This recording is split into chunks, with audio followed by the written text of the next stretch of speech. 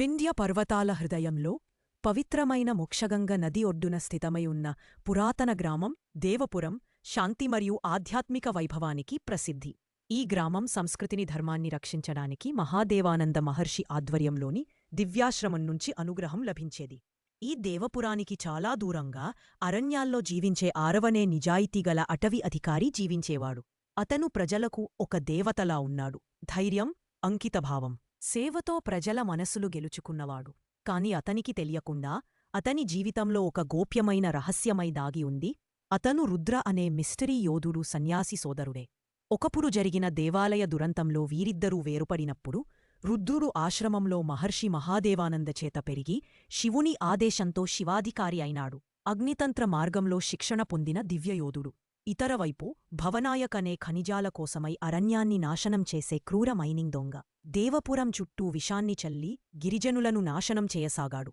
అతని అక్రమాలపై ఎవరైనా నోరు విప్పితే వారిని దారుణంగా హతమార్చేవాడు. అరవ్ మాత్రం భయపడలేదు.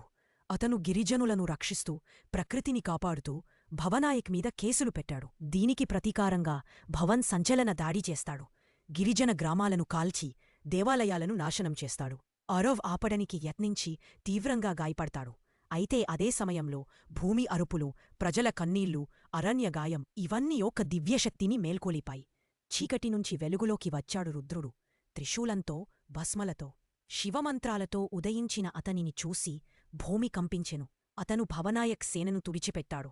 అతని పాపాలను బహిర్గతం చేసి ప్రజలను విముక్తి పొందేలా చేశాడు. అరవ్తో రుద్రుడు కలసి సత్యాన్ని తెలుసుకున్నాడు. వేరుపడ్డ సోదరులు, ధర్మాన్ని నిలబెట్టడానికి కలిసిన వీరులు. చివరిగా రుద్రాక్ష దేవాలయంలో భవనాయక్ నిషిద్ధ మంత్రాల ద్వారా అంధకారాన్ని ఆహ్వానించగలగానని ప్రయత్నించినప్పుడు రుద్రుడు శక్తిని ప్రసరింపజేశాడు. శివతత్వాన్ని, అంధకారాన్ని తొలగించడానికి చైతన్యంగా మలిచాడు. దేవపురం మళ్లీ శాంతికి చేరింది. అరవ్ ప్రజలతో కలిసి పునర్నిర్మాణాన్ని చేపట్టాడు. రుద్రుడు ఆశీర్వదించి అడవుల్లోకి మాయమయ్యాడు. ప్లీజ్ నా ఛానల్ సబ్స్క్రైబ్ చేయండి.